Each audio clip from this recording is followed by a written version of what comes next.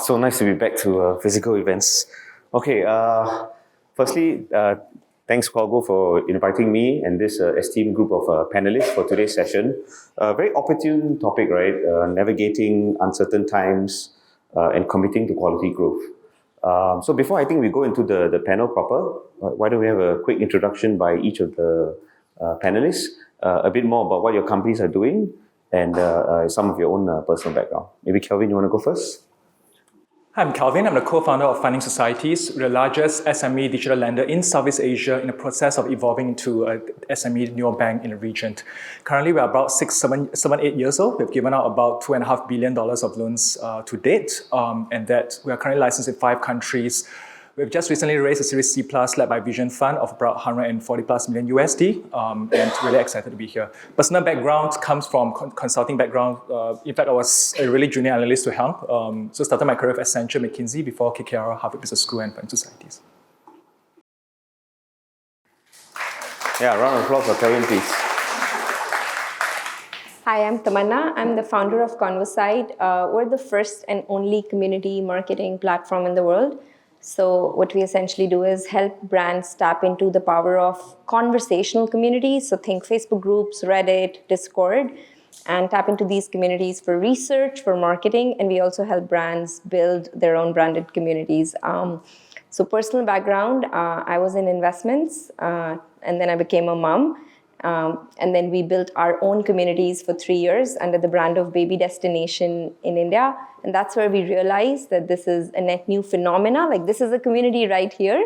Now we have online communities, which are rooms full of people that come together organically around shared pain points and interests. And we saw that opportunity and launched Convosight 2 years back. Thanks, Tamanna. Zheng Wei? The founder of Accredify. We help enterprises to issue verifiable documents that are tamper-proof and traceable at the source. So far, we are 40 people, and we've issued about 2 million different documents in the country already. Personal background, I'm actually a chartered accountant, but I decided to learn coding on my own. And eventually, after a couple of startups, together with my co-founders, we started Accredify. So very happy to share with you guys today. Thanks. So I highly encourage all of you, there's a Slido link that was shared earlier, to please post questions throughout the conversation. And typically I would jump to the questions if they are like really interesting and relevant to the discussion at hand. So we won't wait for questions all the way to the end. Okay, so let's start with the opening question, right? So all of you are at different stages of your companies. You know, Kelvin, you're at a much more growth stage. Zheng Wei, you're more seed stage. At your current stage, in the current environment that you're in, what does quality growth actually mean for you and your companies? I think for us, it's really both growth and profitability. Maybe two caveats is that when we first started this focus in 2018, 2019, everyone was saying that, Kelvin, you're just not focused enough. Is it growth or profitability? And that's something that we've insisted, and that has really helped us to date. But also at the same time, we realized that when it comes to quality, you can break down into many metrics, and that frankly, at any single point in time, there are some balls that we need to leave hanging at the air while we try to solve others so that we can achieve the balance of it. But for us, it's growth and profitability. So for us, I'll break it down to the supply and the demand side. The supply side is the community distribution. So it's the communities that we acquire, that install Convosight as an app and that we get access to. Again, these are not accessible by any other platform today globally. So for us, it's the number of communities that install Convosight and the members that we have access to for monetization.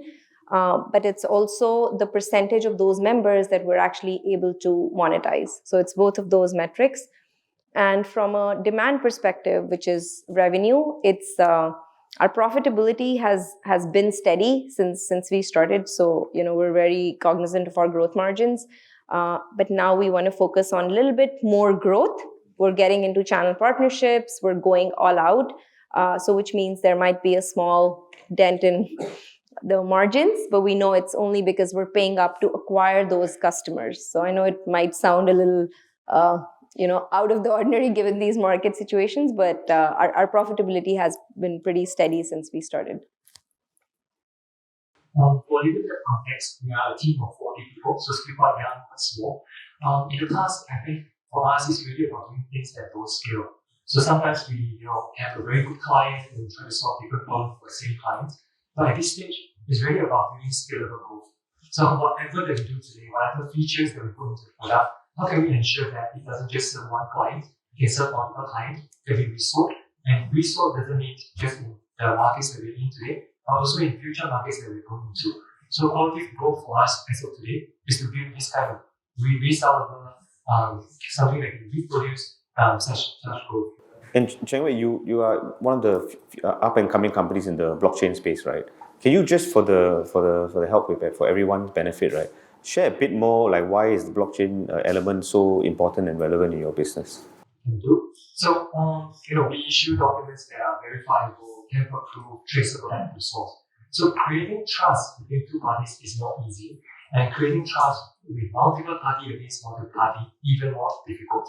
So I mean, you've seen cases just a couple of days ago where there's an unfortunate case where someone in the school was discovered to have fake credentials to enter the school as a worker.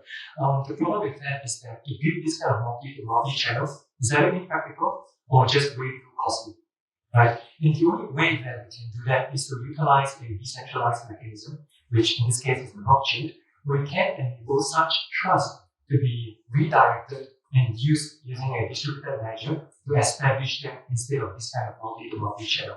So that's the reason why we use the blockchain, and I'm very happy to share more if you guys have questions. And Tamanna, for you, like you're still quite early, right, in your growth cycle. You mentioned earlier you all were already profitable.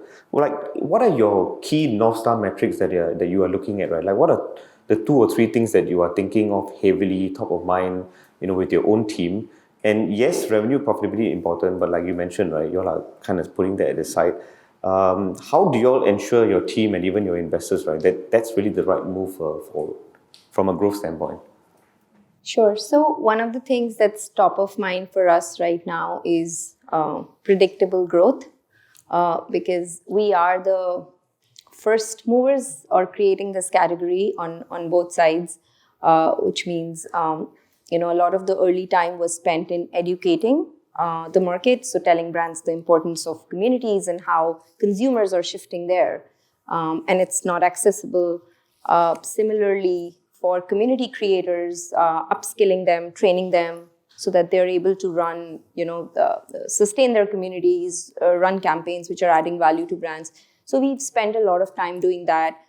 A lot of growth for us came through inbound and referrals. Like we work with 180 large enterprise brands. This is all in last 2 years, and this is all remote because we started when literally COVID hit. The month COVID hit is when we went live.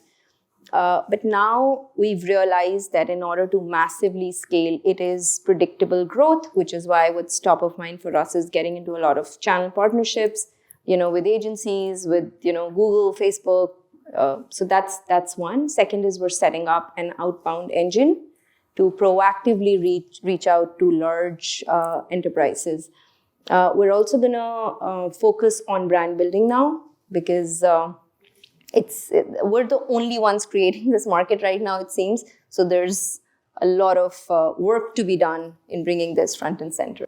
And Olivier, interestingly, right, like through what you mentioned earlier with your presentation, because times are uncertain and because the growth areas are quite varied, sometimes even founders can have quite different biases, quite different ideas, right, on where to invest in, whether to spend more at this time or pull back on the strings.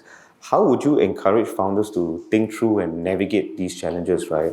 And how do you ensure that like too much of the negative biases don't come into play? Well, the biases of founders are good biases. We want founders to be optimistic. We want founders to be bullish. We don't want founders to be tame, right? So it's our job as investors to decide which of the optimists we bet on, first of all. It's also our job, if we think they are being optimistic at the wrong time or optimistic in the wrong way, to try to pull them back a little bit or to redirect them. But the sort of mindset that we appreciate in the founders that we have is actually a very bullish mindset. I mean, these people are not like me. I wouldn't be able to be a founder. I wouldn't be able to have the optimism that they have to launch a business in the first month of COVID. I mean, I would have said that's crazy, but it wasn't. Look at her, right? So we appreciate those biases. We want them very much, and we're here to try to help them, and I hope we do.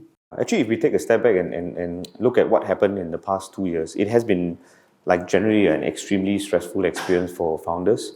Maybe we start with Kelvin, right? Like when COVID first started, and there were generally large macro issues that were definitely affecting the business, right? I mean, naturally there's money that's being pulled back and all that, right? I think how did you all handle some of the key pivotal issues? And even coming out of COVID, suddenly you have an innovation environment, right? How are you all handling all of these issues now? Like what were some of the active steps you took within your co-founding team, as well as communicating with your employees on how to better navigate this whole thing? Sure. So before COVID and after COVID, I think first thing we caught young, but on a serious note, we actually did want to first form a worldview of what will be the future to come, right? Because how do you navigate it if you don't have a hypothesis of what will be the future scenario? So we literally spoke to every economist, investor, so on and so forth that we can get hold of to get a sense of what will be the market be, and that one thing we realized was that at the expected growth of the market and at our current cost structure, our thesis was that every company will have the right size, or most companies will have the right size, frankly. And that's why we frankly did a pretty painful decision at the point in time to do it ahead of others, with the whole expectations that if others is going to do it, I bet to protect my team, I should do it first so they can find employment the earliest.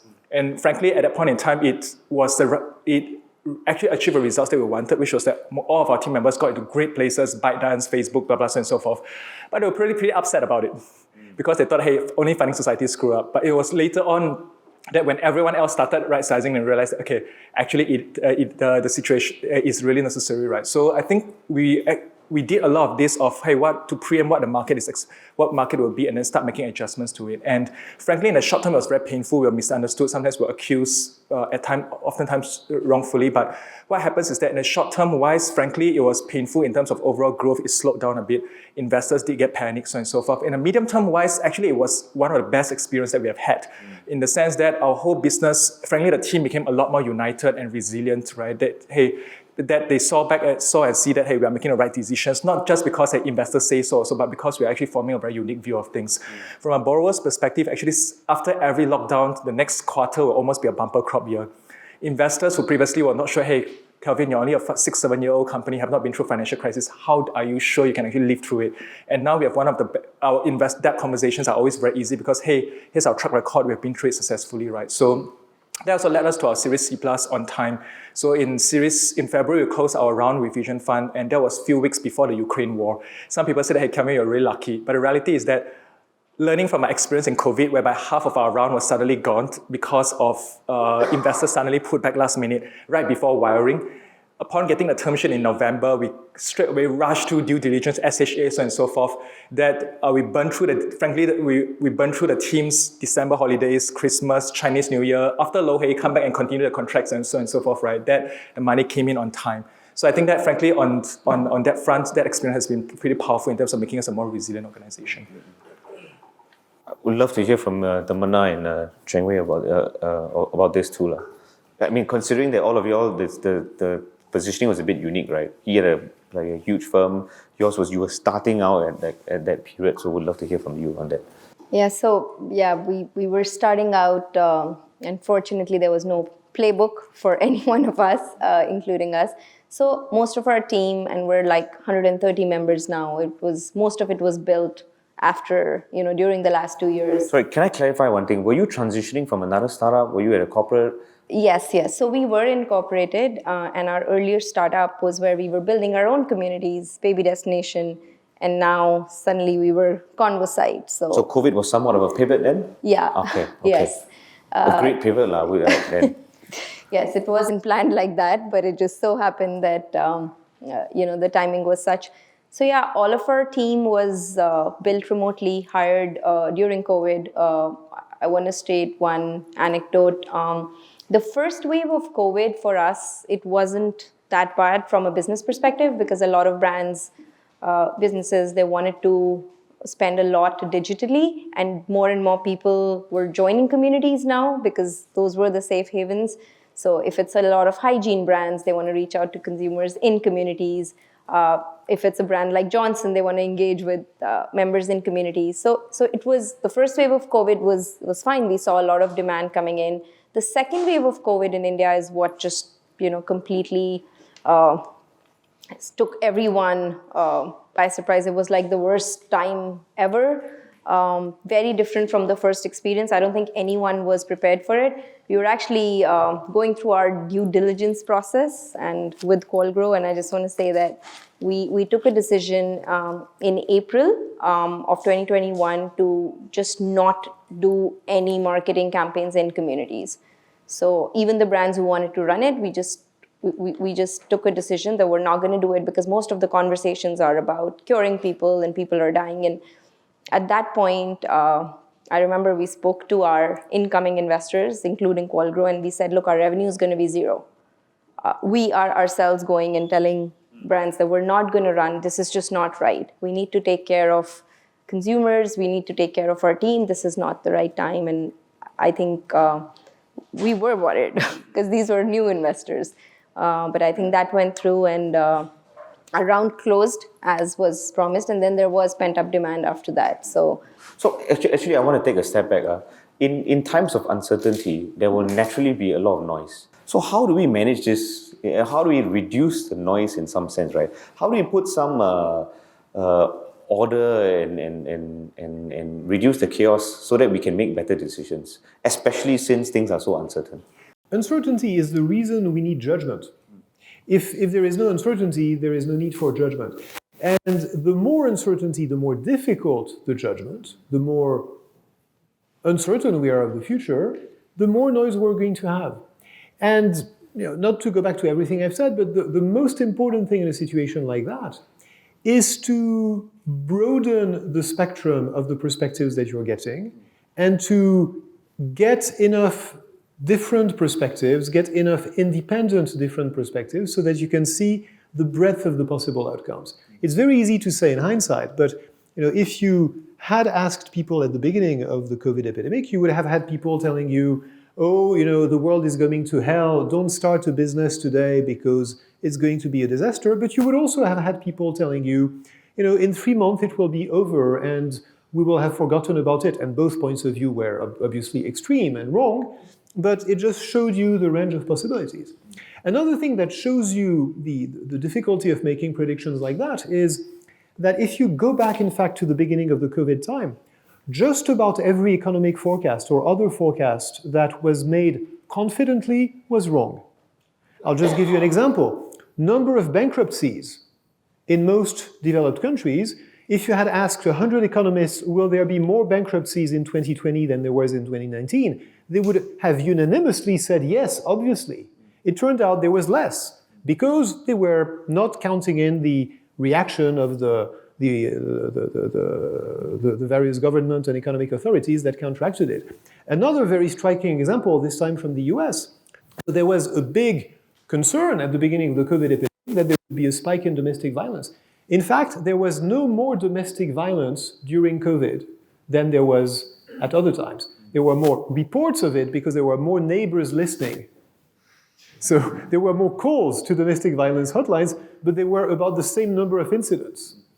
Partly because, again, there was a reaction, a preventive reaction. There were awareness campaigns being done so that the neighbors would call and so on. So it's very difficult to make forecasts. And that basically tells you that even when you think that you are very confident in a forecast in a period of uncertainty, and these would be forecasts on which you would have been very confident, you could be very wrong. You should really make extra effort to make sure that you get a broad diversity of perspective and that you challenge your thinking to imagine what could be the aspects of the situation that you're missing. Got it. Okay. We've got some good questions. I don't know whether they can be flashed, but I'll read them out. Some are directed at individuals, so I'll start with the first one, right? This is specifically for Kelvin. Yes.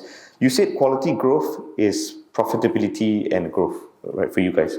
Is that only achievable when there's already scale? And how was it when funding societies was younger?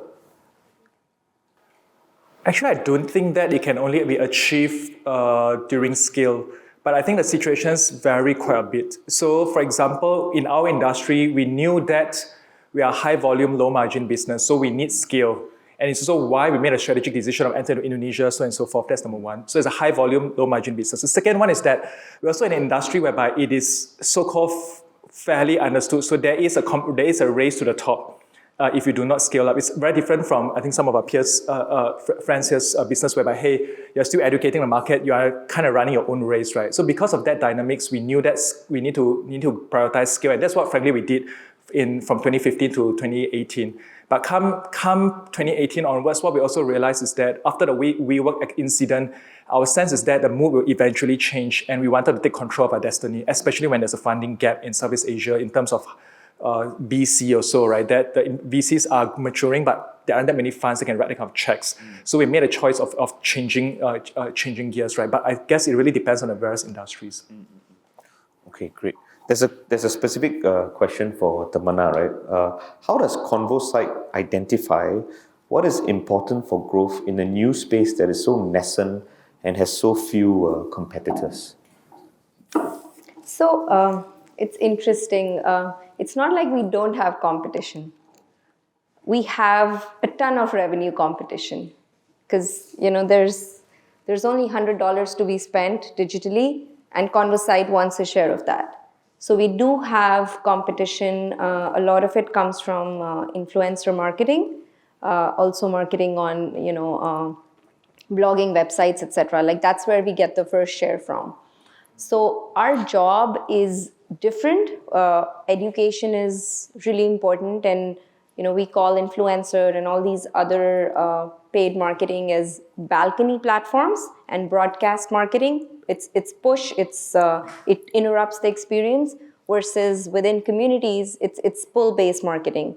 So it's balcony versus hall, and this opportunity has emerged because consumers, you and I, when we stepped online on balcony platforms. We created our profiles, we started talking, we started garnering paid followers as brands.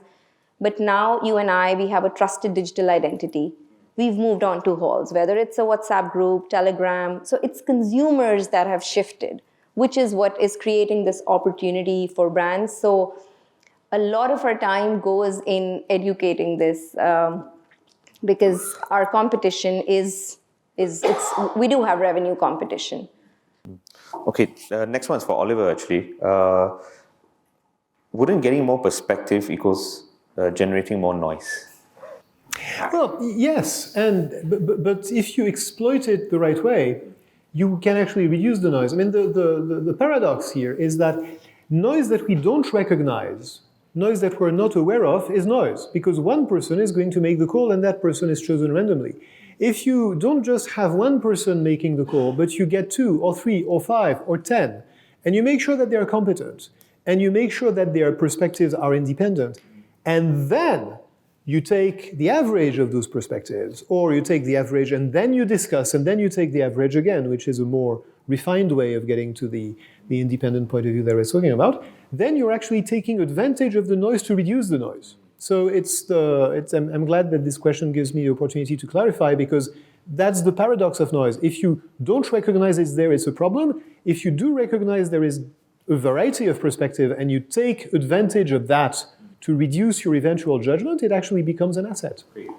Okay, this one is quite relevant for the current climate. So with the recent fundraising climate being less frothy, how has your fundraising strategy changed in the last 6 months? Maybe Zheng Wei, you want to go with this first, and then we'll check in with the other two.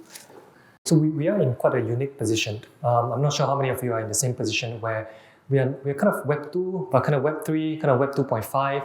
So as you guys know, 2020, 2021 has been an excellent year for Web 3 startups. And then we look at the last 6 months alone. 6 months ago, I would say that Web 3 companies can easily raise money, right? We see pre-product companies raising $100, $150 million valuation. And to be honest, that has really dropped quite a bit, right? Funding has really dried up on the Web3 side. So for us personally, we have always been focusing on delivering the value. So even if you go to our website today, try that, you won't even find the word blockchain, right? So we focus really on providing value to the clients and what we do for them. So that has actually put us in a unique position where we haven't really been that much affected by the whole, drop in the Web3 funding cycle. So far it's been so good. But also related to another question there is that we've been more focused on getting very quality top-line numbers. And that means really focusing on the right clients, changing some of our strategy to be a lot more focused, looking at clients with higher unit economics, and that has actually helped our funding so far. Is this partly why you expanded to Australia? Yeah, so, a lot of people don't know this, but Australia is our second market, thanks Mohan. So a lot of people don't know this, but education is actually one of the top 3 export of Australia. So people think dairy, cows, coal, commodities. Actually, education is a huge one. So for us, having started our business in education sector, helping to verify certificates, transcripts, degrees, diplomas, so on and so forth, it allowed us to export whatever we have over here into a new market very easily. And of course, that doesn't mean that we don't focus on our home market. So Singapore is still a very key market for us. And I see some of our partners here, like Francis from IMDA. We still get a lot of support from the public sector. So what we've done is we first of all stress tested all our numbers. So we assume there's going to be like zero revenue growth, also because there's inflationary pressures and all of that. And then we saw what would be our cash flow situation, because we're also going all out and hiring and for the top line growth. So we did that, and then we wanted to make sure we have 2 years worth of cash in bank. We didn't want to raise right now. We want to raise a little bit later once we hit a certain milestone. So we're considering maybe doing a bridge round from our existing investors, because we want to raise around when we hit our next milestone. But I think that stress test was very important to do, because based on that, we said we're going to go all out and hire in our revenue function, but maybe we won't hire in tech and product. It just puts things into perspective, assuming there's zero growth for the next 18 months. Kelvin, I'm going to skip you. I think you really raised a lot of money, so you probably don't need to raise another round. But Oliver, I think there's another interesting question, and it's got to do with hiring. And we all know, hiring from a price standpoint now is challenging, plus, talent is a big problem. So I think this would be quite apt, right? So how do we best apply the noise theory in a hiring process to hire the right talent? Yeah, so big question. If you have 3 hours, we can spend 3 hours on it. The basic idea is don't trust what you're doing now, which is to do interviews. The basic simple idea is interviews don't work. Now, this is a shocking idea. This is an absolutely shocking idea. No one buys what I'm telling you right now, not even myself, in fact. If you ask me, and now how do you hire people? Of course, I will keep interviewing them. We've got 100 years of research, literally 100 years. It goes back to 1914. That tells us that doing interviews is not a good way to make hiring decisions. Why? Because it's noisy. It's biased. We've known that for a long time, but it's also noisy. The main noise factor is that the first impression that you have in the interview, it could be because you're in a good mood, or it could be because it's a Friday afternoon and not a Monday morning, or it could be because it's sunny out there. That impression conditions the rest of the interview. There is evidence, for instance, that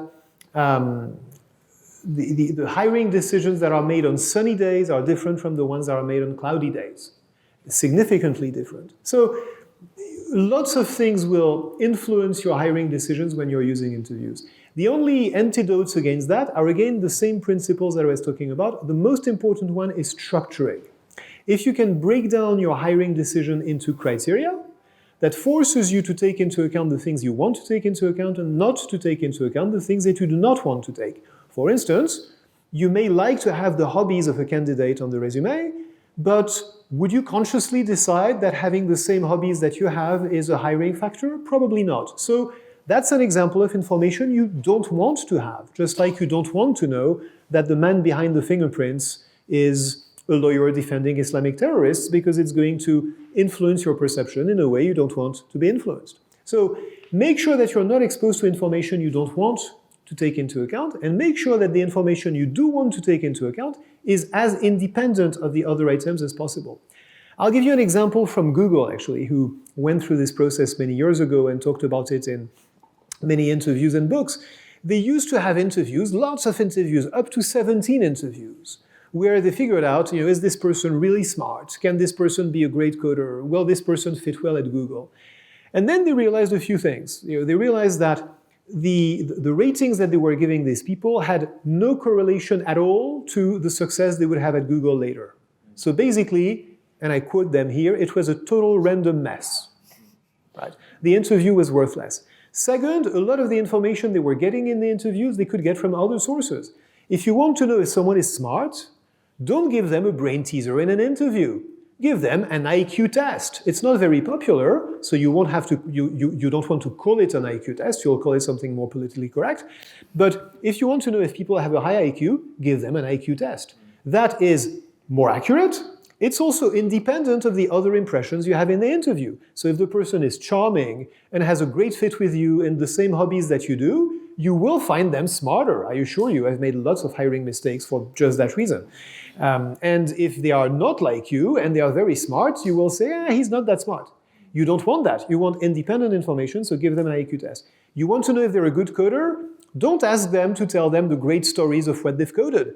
Give them some code to write. And have someone rate the quality of that code who has not met the candidate. And that way you get an independent input. That's how, I'm simplifying quite a bit, but that's essentially how Google does it, how Facebook does it, how lots of other companies are starting to do it. The overwhelming majority of companies, though, are still doing it the old-fashioned way, which is, I want to meet this person, I want to really feel what I'm thinking about them. It's very hard to give up that feeling. So my advice, my very pragmatic advice is do both.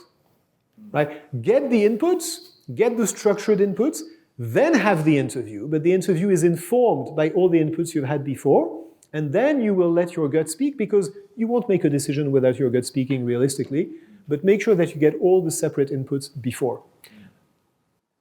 Okay, we have a bit more time for questions, so that's good. I'm going to take one that's more directed at the rest of the panelists, which is on the trade-off between revenue and profitability, right? How are you all thinking about these problems in your companies right now? Because, naturally, this would be a conversation you have with your investors also. They might have differing opinions, right? So how are you all managing this trade-off between revenue growth and profitability? I think for us, a few things that we do, right? Number one is that I think in achieving alignment with investors, what we do is that we actually break down between existing business and new business very clearly as a P&L, so that we can show progress in each of them. And of course, for existing business, we further break down into product unit economics and whatnot, right? It sounds theoretical, but frankly, go and do that homework out, right? Because that's extremely important. The numbers you may get ultimately it's not correct, but at least it gives you a directional guidance. I think that turns out to be the most helpful for us, because we do have a business that's becoming profitable, which is a financing business, and a one that's frankly burning cash, which is neobanking, right? So it's really splitting of it and then give expectations of when it will be profitable. Tamanna or Zheng Wei? Okay, sure. For us at this stage, what we want is really not become profitable. What we want is to have the option to become profitable. Right? So for example, in our company today, when we look at our accounts, about 50 to 55% of our spending is on R&D. So that means building products for the future, either for our existing clients or products that can help us get new clients. So at any point of time, if I were to turn that switch, then we can turn very profitable because our unit economics is very high. But at our stage, it doesn't make sense. So we keep that option. So we have strong bargaining power against clients, against partners, against investors. But anyway, so at this stage, I don't think for us is so much on profitability alone. So for us, like I said, when we stress tested, we looked at our burn ratio and wanted to make sure it's at 1. But for us, it's also cash collection. And we want to figure out ways to shorten the cash collection cycle, because eventually it's profitability in terms of even cash flows. So that's what one of our board members said, and we're like, that's something we didn't even think of. So we were considering that now. Actually, I'm interested.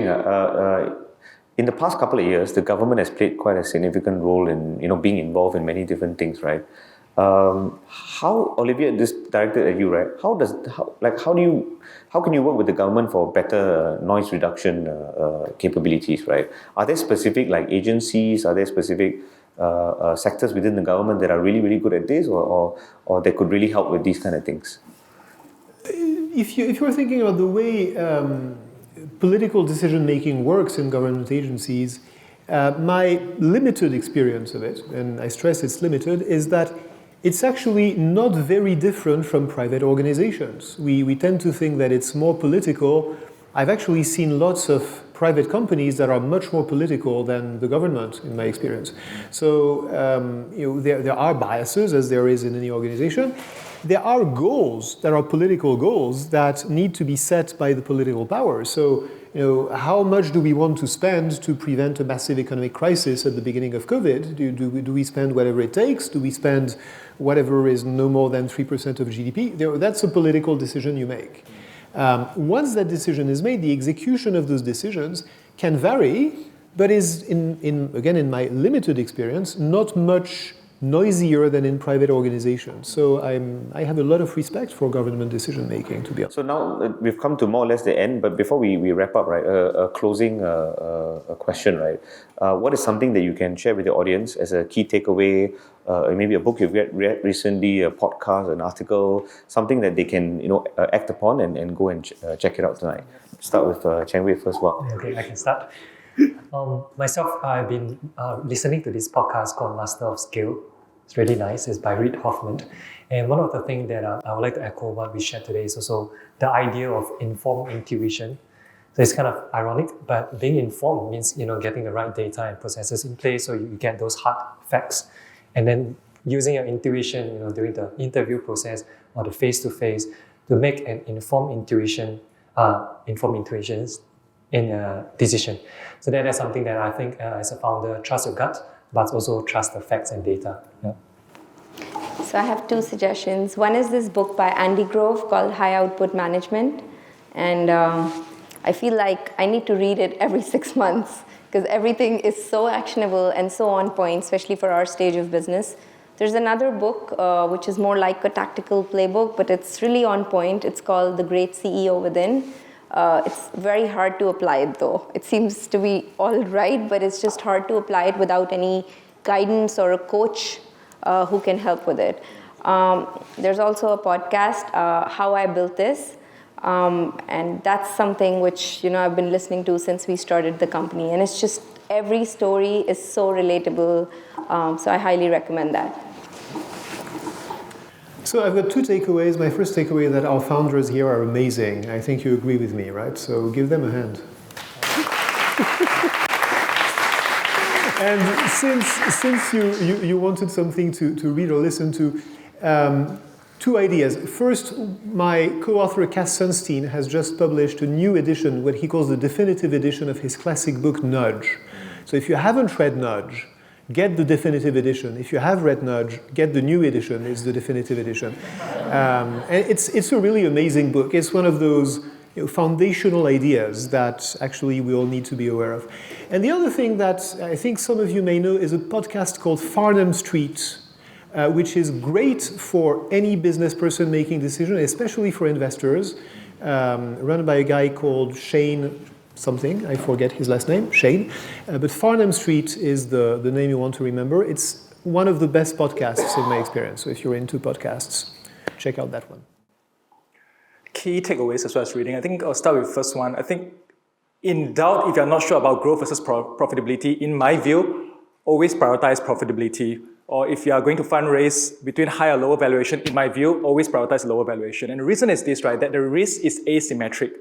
If you are too profitable, you can still leave the fight another way, or if another day, or if you have left money on the valuation table, you can come back and claim again in the next round by higher financial results, right? But if you got the decision wrong in the other way, that hey, the valuation is too high, the down round risk is really big, or hey, you run out of money, you are dead, right? So in my view, the risk is asymmetric. If you really are not sure, prioritize profitability as well as lower valuation, right? That's number one.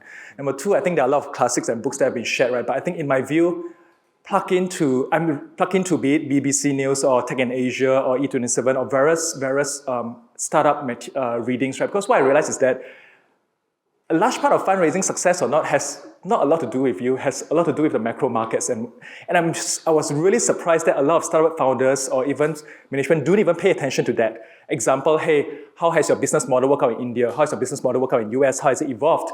What thesis has been proven? What thesis has not been proven, right? I really think that by paying attention to a lot of these can get you ahead of time. So there are a lot of classics, but just pay attention to the news and deep dive into them. Great. Please join me in thanking the panelists for this wonderful session.